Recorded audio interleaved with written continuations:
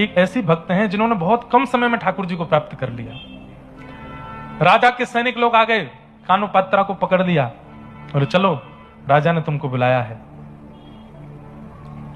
कोई अंतिम बात तुमको करनी हो परिवारी जनों से, मां से, तो कर लो, क्योंकि अब तुम वापस नहीं आओगे, अब तुम राज भवन में ही रहोगी, राजा को सुख प्रदान करना है।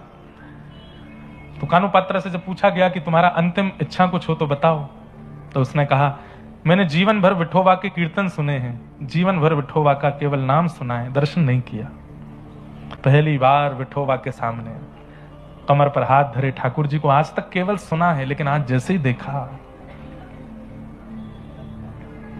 सन्मुख गई, जाकर के कानुपात्रा के नेत्र सजल हो गए और सजल नेत्रों से ठाकुर जी से कहती है कि नाथ, सब जगह फैला दिया है कि मैं आपकी हूं, मैंने नगर नगर में गांव गांव में जाकर के कह दिया है मैं आपकी हूं, और आपके बाद यदि वो राजा मुझको स्वीकार करेगा तो इसमें आपकी बड़ी निंदा होगी नाथ। अब वो राजा मुझे स्पर्श भी ना कर पाए, ऐसी योजना आप बनाओ। हरि जी मोरी क्या बिगड़ेगी, जाएगी लाज तुम्हारी, तुम्हारी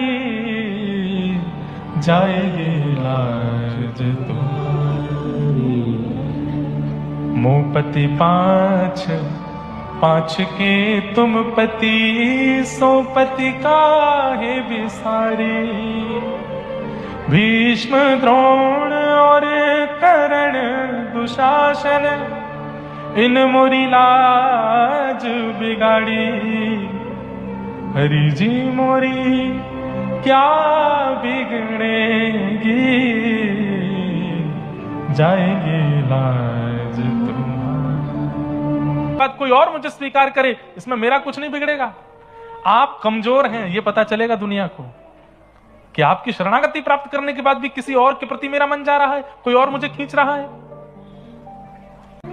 एक क्षण के लिए एक दिव्य तेज प्रकट हुआ, सबके नेत्र बंद हो गए, सब अपनी आंखें छुपाने लगे, और एक क्षण बाद जैसे ही वो तेज विश्राम हुआ, हथकड़ियां रह गईं, बेड़ियां रह गईं, कानुपात्रा अंतर ध्यान हो गई, विठोबा ने अपने भीतर उसको समाविष्ट कर लिया,